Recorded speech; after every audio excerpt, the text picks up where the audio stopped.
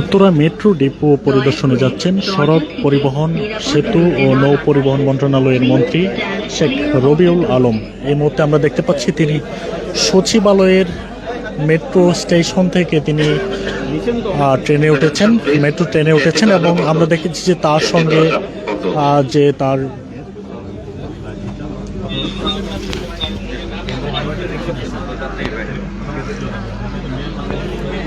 আমরা এই মুহূর্তে দেখতে পাচ্ছি যে তিনি কিন্তু সাধারণ যাত্রীদের মতোই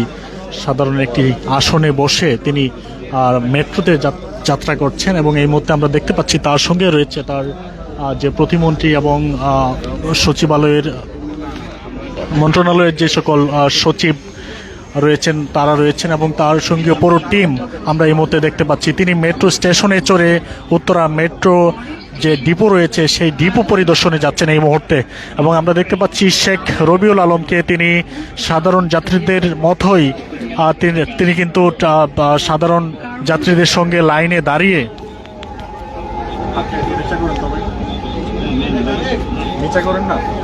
আর কত ফুটেজ নেবেন,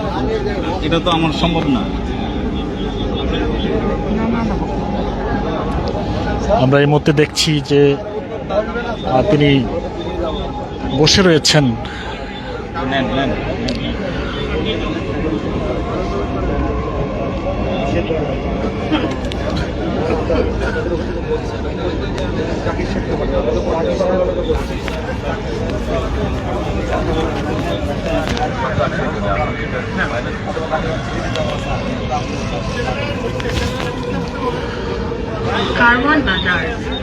দর্শক, আপনাদের একটু জানিয়ে রাখতে চাই যে শেখ রবিউল আলম ঢাকার 10 আসন থেকে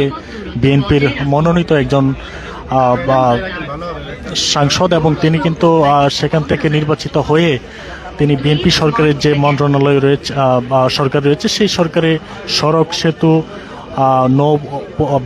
নৌ পরিবহন মন্ত্রণালয়ের দায়িত্বে তিনি রয়েছেন এবং আমরা এই মুহূর্তে দেখছি যে তিনি উত্তরা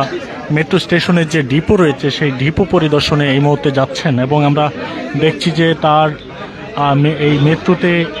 চড়াকে ঘিরে আমরা দেখতে পাচ্ছি সাধারণ যাত্রীদের মধ্যেও একটি উৎসাহ দেখা যাচ্ছে, কারণ একজন মন্ত্রী তিনি সাধারণ যাত্রীদের সঙ্গে সাধারণভাবেই কোনো বিশেষ সুবিধা না নিয়ে যে মেট্রোতে চড়ে